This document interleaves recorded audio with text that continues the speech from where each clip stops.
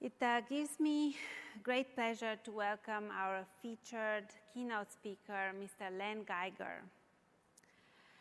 Len has been actively engaged with the Alpha-1 Foundation and community since his diagnosis with Alpha-1 antitrypsin deficiency in 1994.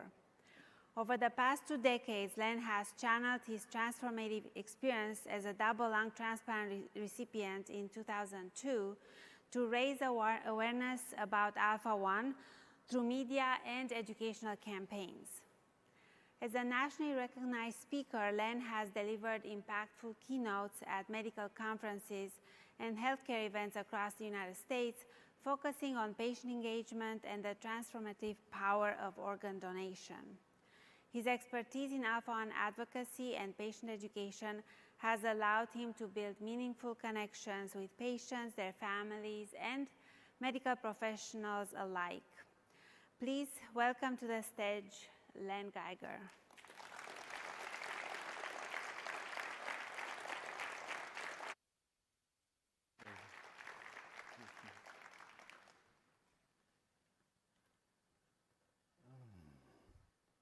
Well, good afternoon. First, I'd like to thank the American Thoracic Society for inviting me to speak today. It's truly the opportunity of a lifetime for me, and I'm honored to be here. There we go. Okay. I'd also like to give special recognition to the Alpha-1 Foundation, celebrating their 30th anniversary. As a leader in the Alpha-1 community for the past 3 decades, they're the #1 funder of Alpha-1 research worldwide, funding over $100 million, moving us forward toward a cure for this disease. My name is Len Geiger, and I'm not a healthcare professional. I'm just a patient. So we're going to talk about Alpha-1 from a patient's perspective. We'll talk about my onset of symptoms, my misdiagnosis, my treatment, my decline, my lung transplant. I'm a bilateral lung transplant recipient because of Alpha-1. And we'll talk about some of the things that have happened since the transplant. But let's start at the beginning with the onset of my symptoms. It was the late 1980s and the early 1990s. I was in my late 20s and early 30s, lived in the Atlanta area, had degrees in microbiology and immunology from the University of Georgia, and I managed to get my first job in medical sales. Well, with that extra money, I started collecting my stuff, my toys, my things. I eventually bought a nice house in a nice neighborhood. I had the right car, the right suit, the right watch. So things are looking pretty good. I'm making a little more money, I'm getting noticed, I'm moving up the corporate ladder. But unfortunately, this was the same time when everything started going downhill. Right as I'm entering my prime earning years, I started getting sick.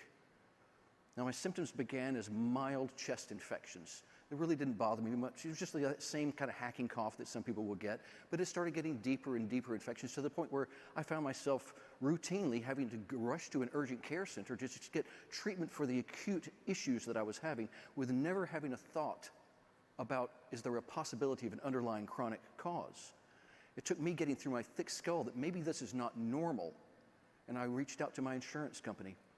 I had Kaiser Permanente of Georgia, and I reached out and I asked them, I said, would you please assign a primary care gatekeeper to me so I can start utilizing my own healthcare insurance? And they said, sure, your new doctor is Dr. Huggins, and now you need to make an appointment for a physical. I said, fine. So 6 weeks later, I'm at Dr. Huggins' office to have a physical. At this point, I had not had an exacerbation for some period of time, so I actually presented as a healthy 33-year-old man, which is exactly what she told me I was. I said, well, that's great, but let's talk about why I'm actually here. And I tried to describe my breathing issues. And her response was, well, it sounds to me like you've got some kind of exercise-induced asthma. Try this albuterol inhaler. So she gave me a sample albuterol inhaler, a prescription to get more, and orders to follow up with her and let her know how it's working, which of course I never did. I went back to my usual routine of waiting until I was so sick I couldn't function. I'd go to my closest urgent care center and get treated, but now I've got medicine and I'm using this thing and I'm filling that script over and over and over again.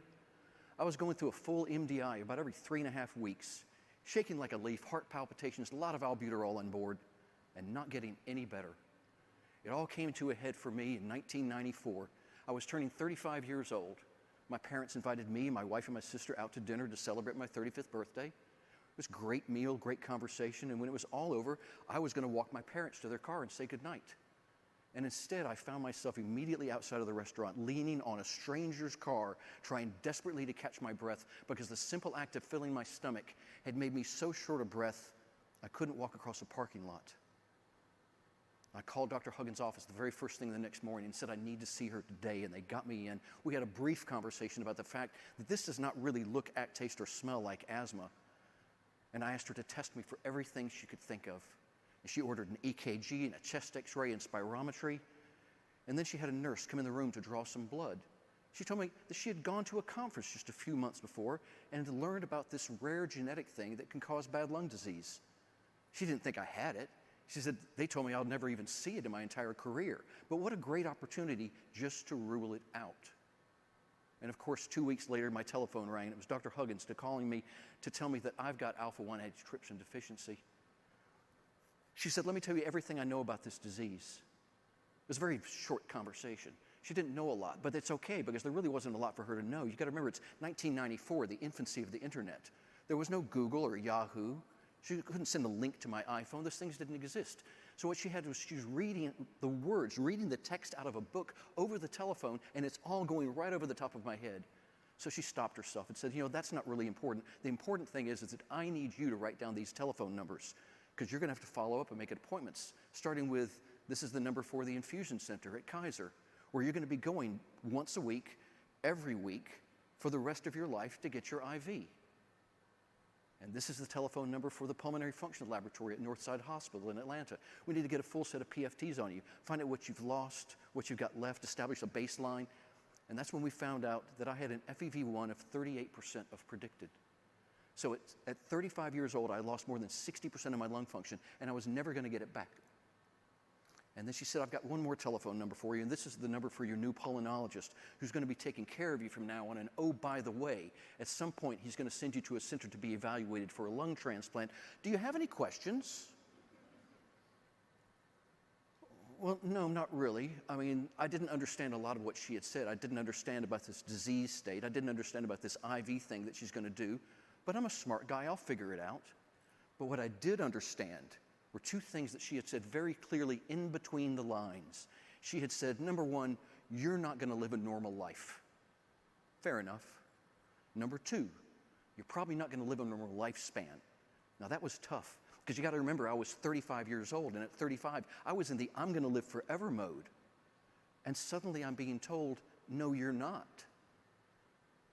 I have to think about the fact that I'm going to die, and I have to realize that it's probably going to happen sooner than it would have happened had I ever thought about it in the first place. And that's tough to wrap your head around, and it'll change you. And then the worst part is that it got worse.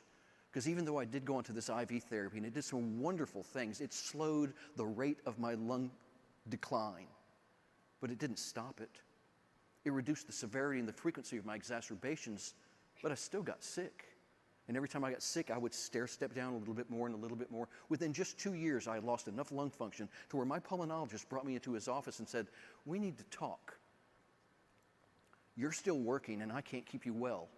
So we had a conversation about disability, and eventually I had to make this transition from medical sales income, which was decent, to Social Security disability income, which was not. And with the loss of the job and loss of the money, I started losing all my things, my stuff. Starting with a nice house in the nice neighborhood. Couldn't afford the mortgage. Right car, the right suit, the right watch, all out the window. Not that it mattered. Didn't need them. Wasn't going anywhere. Wasn't doing anything. And then my wife came to me and said, listen, I am so sorry, but I can't do this anymore. And she asked for a divorce. So over just a 2-year period, I went from either having or on my way to having pretty much everything I thought I would ever want or need in my life to having nothing. I had no job, no money, no things, no family, no health. It didn't take me long to figure out that what I had lost was not just a grocery list of items. I had lost something a lot bigger than that. I had lost my identity because, you know, I had always identified myself and thought everybody else identified me as this guy who does this, who has these things, who's married to so-and-so, and it was all gone. So I didn't know who I was anymore. I didn't know why I was anymore. I mean, I never became suicidal or something like that. I just became depressed. I had no reason to get up in the morning, so I quit. I had no reason to get a shower and leave the house, so I didn't. I swear, if people weren't bringing me food, I probably would have starved. And then luckily I started having some conversations with some friends and with myself and came to the understanding that my biggest problem right now is not that I'm sick. My biggest problem is that I'm not doing anything.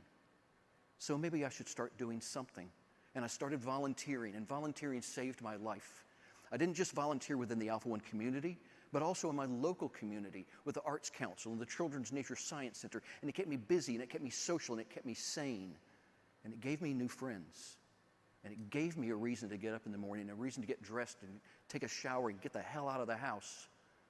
Most important of all, it gave me what I was lacking, which was a purpose in life.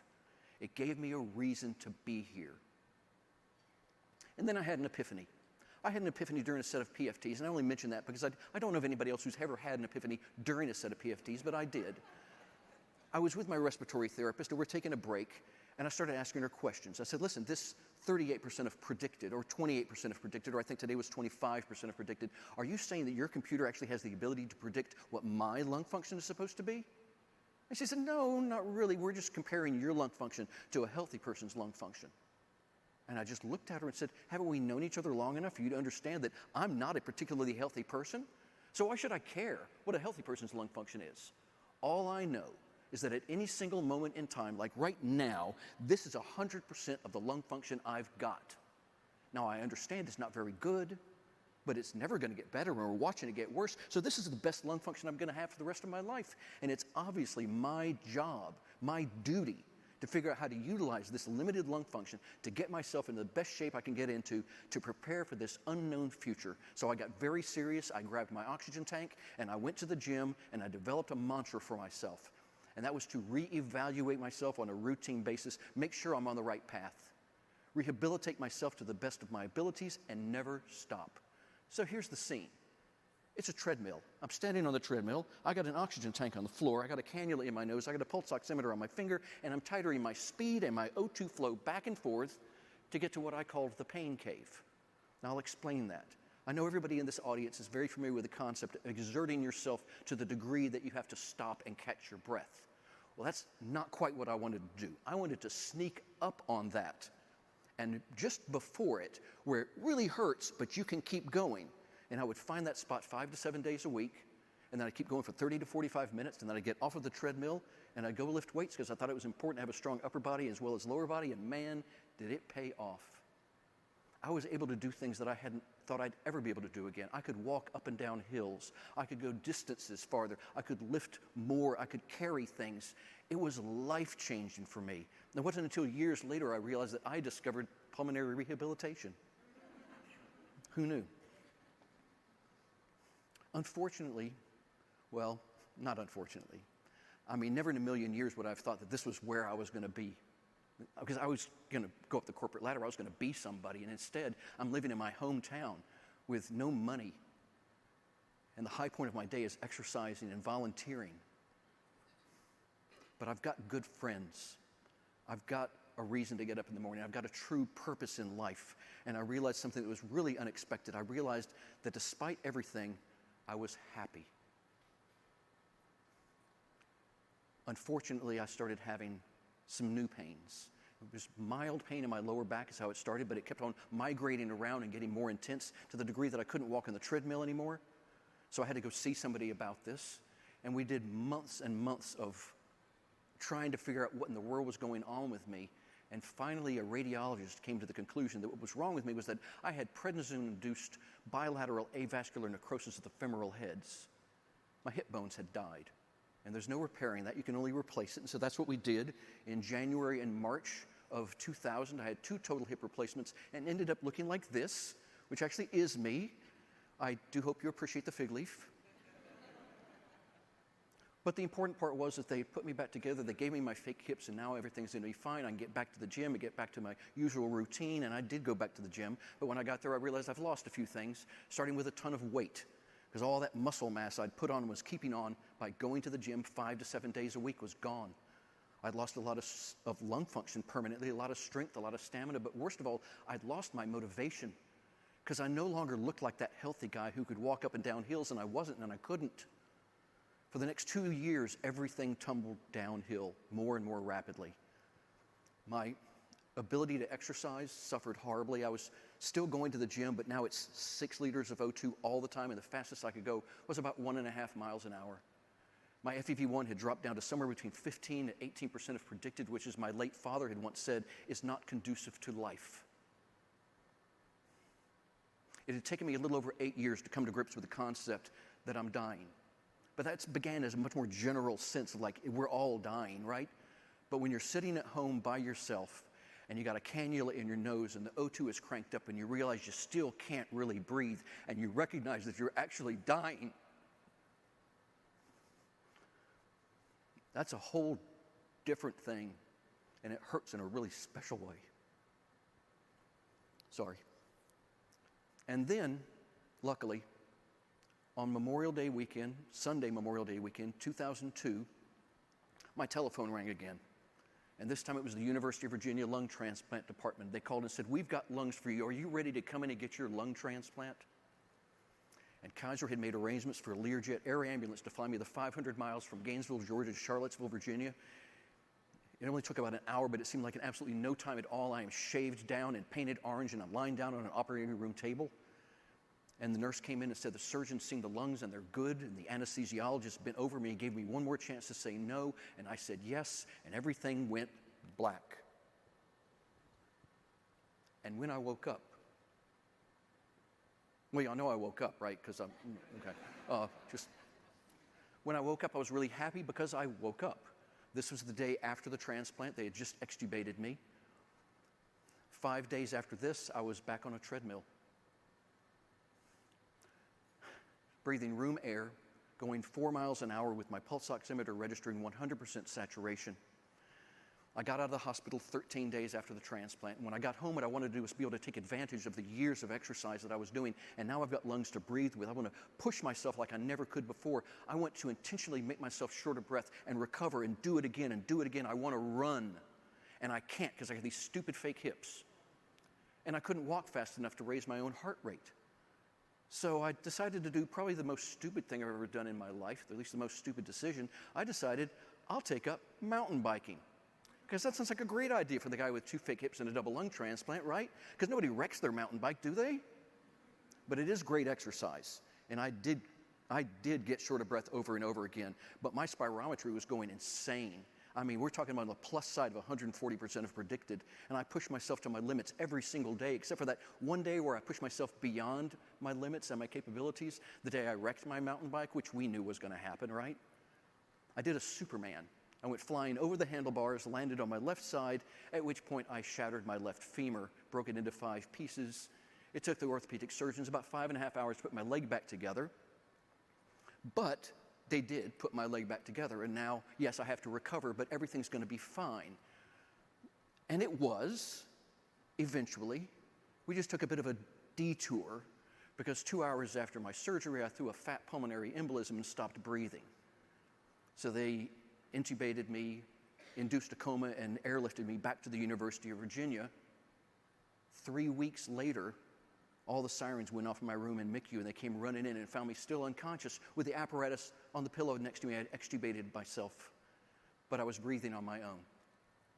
So they sent me home 4 days later. When I got home, I realized what a predicament I've gotten myself into. I'd lost almost 40 pounds in the hospital. I had no strength, no stamina. I couldn't budge. I'm stuck in a bed with a horribly broken leg stuck out in front of me. And I did the crying jags and the woe is me's and the, oh my God, it's just the worst thing that's ever happened to me in my life, until I finally went, okay, maybe I need to reevaluate my situation again and recognize that this was going nowhere. So I started setting goals for myself. And I told all my friends, in 10 months, I'm going to do this particular thing. And they laughed and laughed. But I did the exercise to prepare myself for 10 months later, because 10 months later was the 4th of July. And in Atlanta, on the 4th of July, we do this little thing called the Peachtree Road Race. And that's what I told my friends I was going to do, which is why they had laughed at me. But on the 4th of July, I was in Atlanta doing the Peachtree Road Race. 2 things. Number one, I didn't win. I know they're going to win. Yeah, you won. No, I didn't win. And secondly, I didn't actually run, because I can't run. I did this ugly racy-walky thingy. It's just really hideous looking. I would never let anybody video it. But I made good time, crossed the finish line, And then it's like part of my mind exploded because I realized everything I've been doing for 10 months has been geared to this single moment of crossing the finish line of the Peachtree Road Race, and I've just done it. And I waited to bask in the glory of that for like a month. And instead, about 10 or 15 seconds later, my brain went, and now what? What are you going to do next? So I'm still in Atlanta at Piedmont Park, lying in the grass, drinking a cold beer, thinking to myself, what can I do next? There's got to be a next. You know, I've never done a triathlon. I wonder if I could do a triathlon. So 2 weeks later, I did my first triathlon. Enjoyed it so much that summer I ended up doing 5 triathlons throughout Georgia and the panhandle of Florida with the jellyfish, but that's, you know, another story. You have to understand what this was like. It wasn't just that I was doing these things. It was that the way my mind was working was that a little bit more than a year before this, I couldn't breathe. And a little bit less than a year before this, I couldn't walk. And now I'm competing with normal people, and they think I'm a normal person. And it was mind-blowing. But as good as this was, there were 2 other things that happened that same summer that actually overshadowed this. And the first one was, of course, I met a girl. I met the woman who would become my new ex-wife. But more about that later. And then the other thing that happened was I started a conversation with my donor's family. And that's when I found out that my lung donor was a 14-and-a-half-year-old girl who had taken her own life. Her name was Corinne Schroyer from Lynchburg, Virginia. And when I met Corinne's family a year and a half after the transplant, I met Kevin, Christy, and Colby, her little sister. We had about 2 hours together the first time we met. We were either laughing or crying the entire time. Somebody came up with this really great idea. They said, look, Kevin's a runner in Virginia, and Len, you're doing these triathlons. Why don't the 2 of you get together and do an athletic event? So just 5 weeks after we met, we did our first race together. It was an 8K, which is a 5-mile race. Me doing that ugly little racy-walky thingy, and Kevin jogging next to me looking much more elegant. And then we crossed the finish line with our hands held together in the air, and the local TV station was there, the local newspaper. They did these nice pieces on us. And then people started coming up to us in public, and they would say things like, I know who you are, and I just wanted you to know that because of this, I've decided to become an organ donor. Or Len, tell me more about this Alpha-1 thing, because I got a cousin in California. I think maybe he needs to be screened for it. And we realized we'd been given a gift. And the gift was this ability to have a positive impact. And then we realized that, at least in our case, that ability led to a level of responsibility.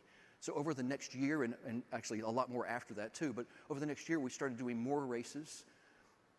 A year after we first met, we went back to Richmond and we did the full 26.2-mile SunTrust Marathon. And when we crossed the finish line this time, hands held together in the air, it wasn't the local TV station.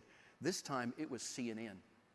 And the CNN piece led to a piece on the Today Show, and then Runner's World magazine, and then people from the Discovery Health Channel called, and we did an episode of Mystery Diagnosis, and a full page in Sports Illustrated, and ABC World News with Charlie Gibson, and HBO Real Sports with Brian Gumbel, and Healthy Body, Healthy Mind on PBS, and it's still happening, it's still going on. But the point of all this is not that Kevin and I are famous or something.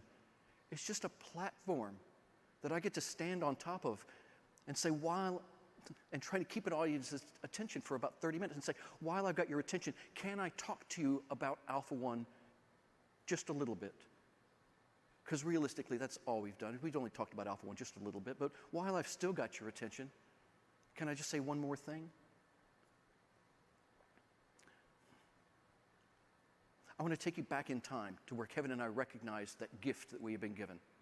The gift with that ability to have a positive impact. And that's all I want to do is simply point out that there's not a single one of you in this audience that doesn't have the ability to have a profoundly positive impact on this population of undiagnosed Alpha-1 patients, whether through direct contact and actually testing a patient yourself, or educating a colleague on the importance of detection, or maybe something more profound like helping to put together a protocol to prevent these patients from falling through the cracks, which is what's happening right now. And that is the end of all the serious talk. I have 2 loose ends to tie up and then we're done. First loose end is, of course, I met a girl. And yeah, we did get married. We were married in Oneida, New York. The entire Schroyer family was there with us, Kevin, Christy, Colby, and Corinne. It was a beautiful ceremony. And then the appropriate amount of time later, we had a child of our own. And it's a little girl. And when you see this little girl, you can't help but think back to this young woman who died and saved my life, and then you see this big circle that we're all riding on. My name is Len Geiger. I live in Jacksonville, Florida with my daughter, Ava Corinne. I'm back in the medical field now, but instead of sales, I'm in disease advocacy. I spend all of my time in front of healthcare professionals and healthcare providers trying to raise awareness of alpha-1, increase detection of alpha-1, and urge aggressive treatment in the appropriate patient, because until there's a cure, that's the best thing we've got. I've been through an awful lot these last, well, it's been over 31 years since my diagnosis, and next weekend will be 23 years since my transplant. But please don't think I'm ever just going to sit back and relax. I'll never be able to take my own breathing for granted, but I can tell you for a fact that what I breathe now is sweet air. Thank you very much.